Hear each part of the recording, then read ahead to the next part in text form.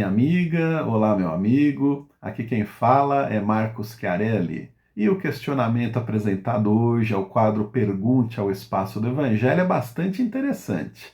A pergunta é a seguinte: existe doutrina espírita sem disciplina? Na verdade, essa resposta precisa ser dividida em duas partes. A primeira, tratando do Espiritismo como um sistema científico, filosófico e religioso, e a segunda, tratando do Espiritismo pela ótica dos seus seguidores, ou seja, nós, os espíritas.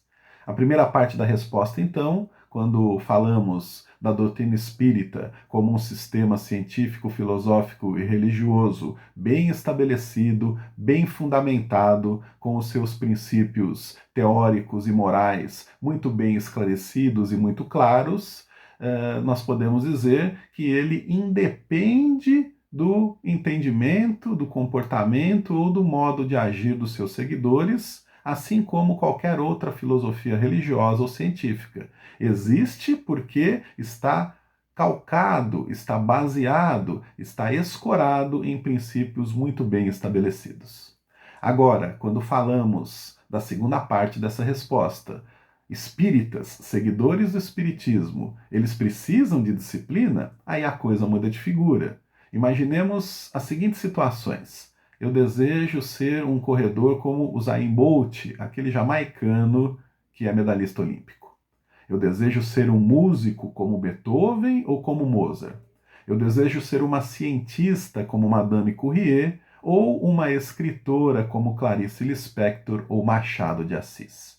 Em qualquer um desses exemplos, eu só conseguirei atingir o meu objetivo se eu me dedicar, se eu me aplicar, se eu estudar e não ficar apenas na parte teórica das coisas, mas colocá-las em prática no meu dia a dia. Se eu correr apenas durante os finais de semana, eu não serei um corredor, eu serei um atleta amador.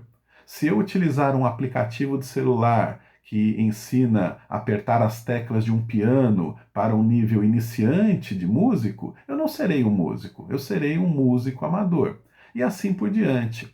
Um paralelo bastante preciso pode ser estabelecido com os seguidores da doutrina espírita e, na verdade, de qualquer outra filosofia científica ou religiosa.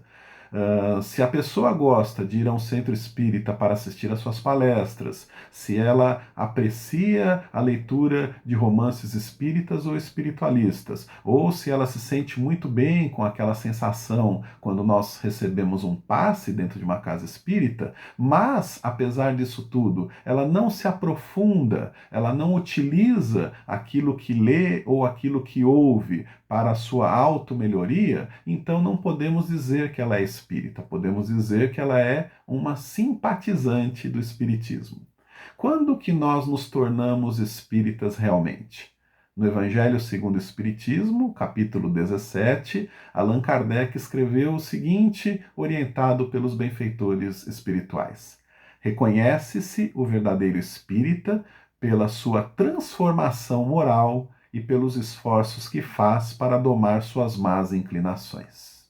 Ora, a transformação moral e o domínio das más inclinações são conquistados apenas mediante muito estudo, muita prática e muita disciplina.